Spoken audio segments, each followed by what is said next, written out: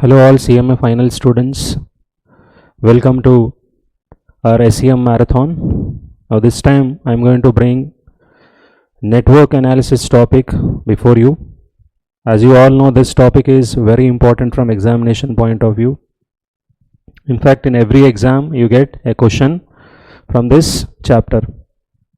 In this chapter, the most important for this December 25 exam is this time is critical path method question, backward and forward calculations, earliest start time, earliest finish time, latest start time, latest finish time, then total float, free float, independent float. This is one question which is very important, part of your CPM.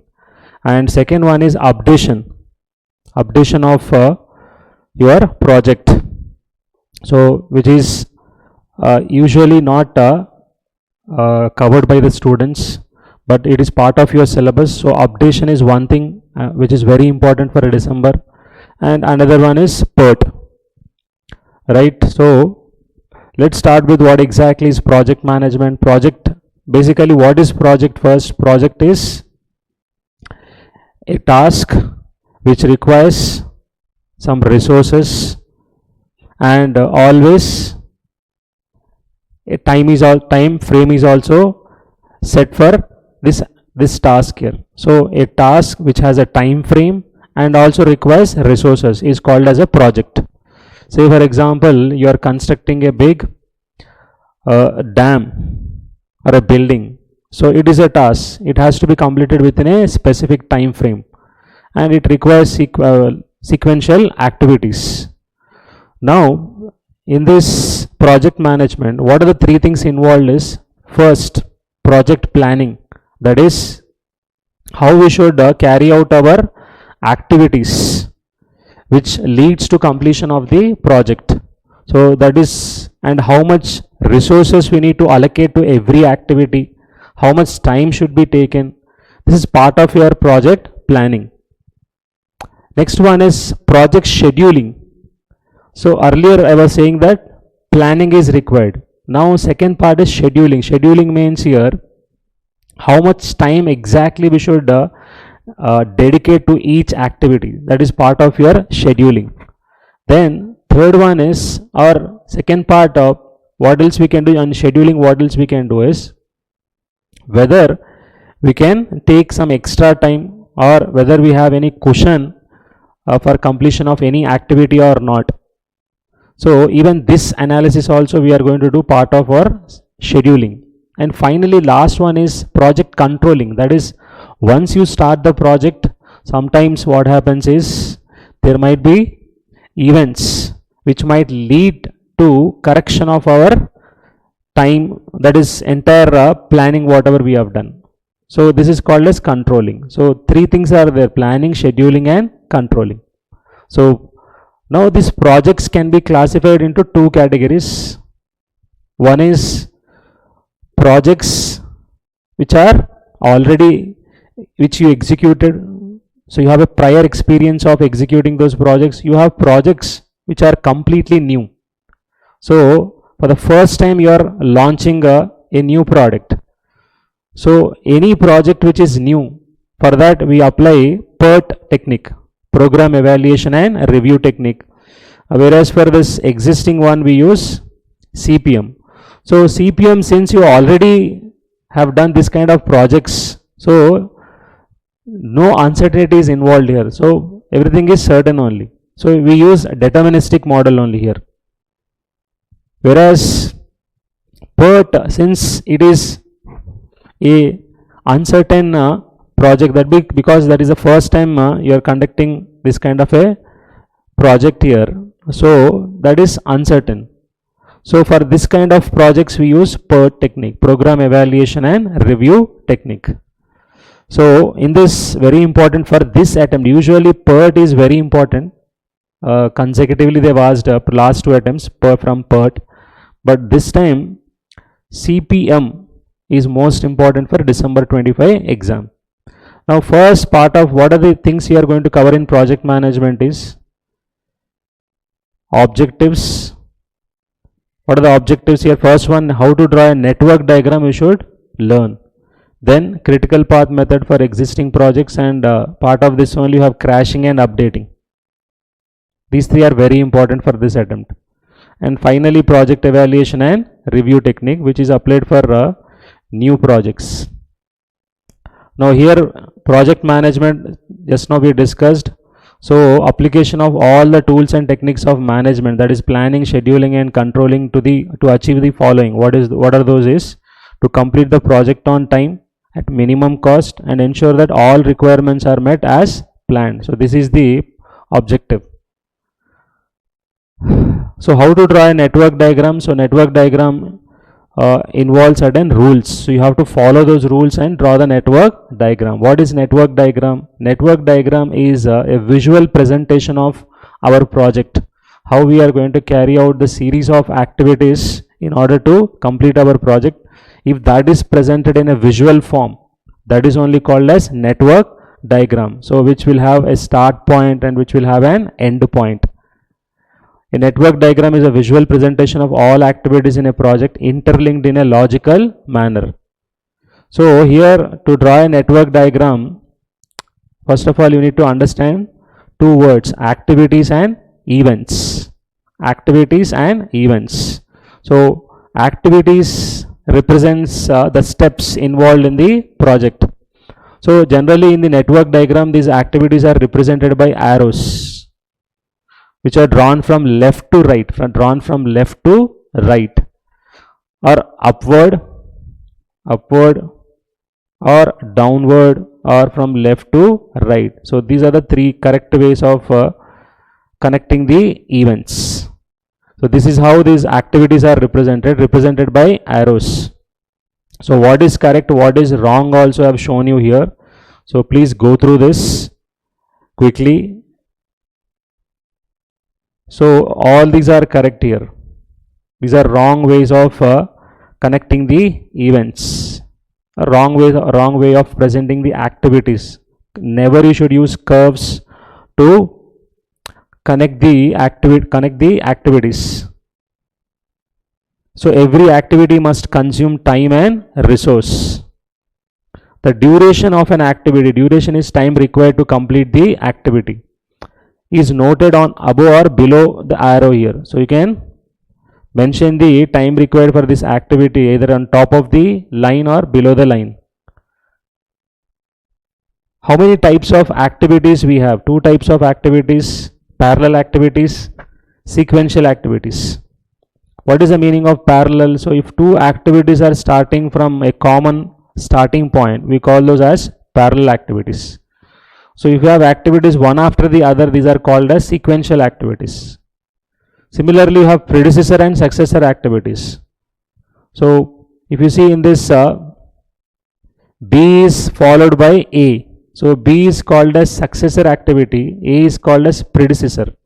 From whose point of view? From B's point of view, A is predecessor, and from A's point of view, B is successor. Every activity must start from and end to an event. So every network diagram will have a starting point and ending point, and every activity also should start from a start point, from an event, and end to an event. So it must start from and end to an event. So what is event here? Event are basically the representation of starting point and ending point. They are represented by circles. They do not consume any time or resource. Events does not consume any time or resource. Only activities will consume. So events are represented by circles or nodes. So what are the types of events we have? Head event and tail event. So in this activity, this arrow side is called as head event, which is also called as end event. This is end event. For an activity, this is the end. And what is the starting? The tail event is a starting point for an activity. This is called as starting point. This is called as ending point. This is called as merge event. You can see that more than one activities are coming and merging at this particular event. This one is called as burst event, because more than one activities are bursting from this particular event. So this kind of This kind of events are called as burst events when they are going out from one particular event. When more than one is coming in at one particular event, that is called as merge event. Next one, what is first event and last event in a network diagram? The first is the starting point and the last is the end point. Alright, there are always only first and last event. So you'll have only one first event and one last event in a network diagram. Next one is numbering of here. If you see numbering, how we have done numbering, how you should do is always ensure that higher number activities or events, higher number events are towards the right of the lower number events, or in the vertical direction also you can keep the numbers like this here, either upward or downward. So that is what is mentioned here. Every event is numbered in a sequential manner such that higher number event is towards the right side of, or in the vertical upward or downward side of the lower event. So this is Fulkerson's rule. This is. Now let us understand the rules while drawing network diagram. So just now we understood what is an activity and what is an event, types of activities and types of events we have seen. Now while drawing network diagram, what are the errors you are likely to commit and how you should rectify those errors. So what are the rules for drawing the network diagram? Here is, when you are drawing a network diagram, make sure that every event must have at least one activity entering into it and one activity leaving. So minimum every event should have one coming in and one going out, one activity coming in, one activity going out, except for first event and last event. Except for first one and last one, remaining all events should have minimum one incoming and one outgoing. If you see in this one is satisfied, this one is satisfied, but if you see fourth event, you have incoming but you don't have outgoing. So this is wrong. There is an error here. So this is called as dangling error. Which error? This is dangling error. If there is no outgoing activity for an event, that is called as dangling error. So how to rectify this kind of errors is by using dummy activity. So what we need to do is, we need to use a dummy activity here which doesn't require any time or resource. By a dotted line we have to connect to the last event. Always try to connect to the last event, any dummy activity. So to rectify this dangling error, because no outgoing event activity here, so we use dummy activities. Dummy activities do not consume any time and resource and used for completion of a network diagram in a logical manner.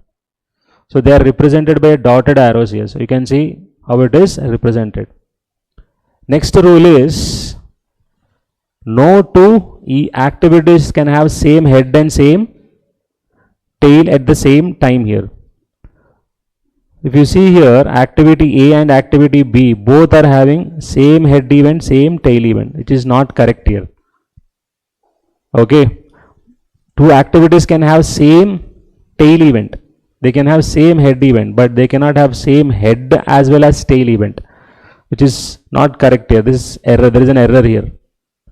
Now how to rectify this error is, this error is called as duplications error.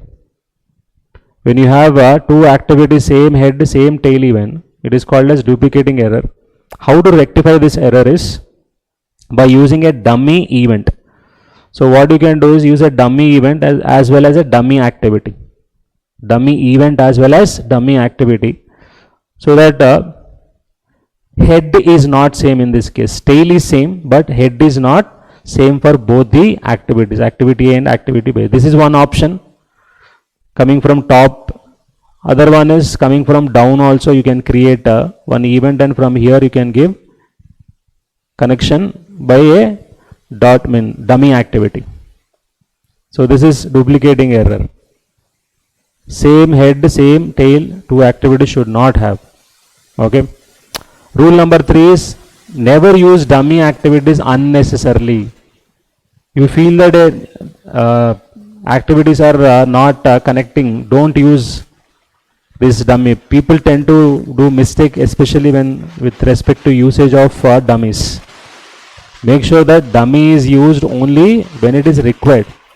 Unnecessarily never you should use dummies. So only to complete the network diagram in a logical manner we use dummies. Otherwise we should not use dummies. If you use unnecessarily dummies, we call it as redundancy error. So already we discussed about here numbering of events related to. So always that should be equal to the numbering is associated. Higher number events are always the right side of the lower number or in the vertical direction, upward or downward. If that rule is not followed, we call it as looping error. If you don't follow this sequencing of numbers, then we call it as looping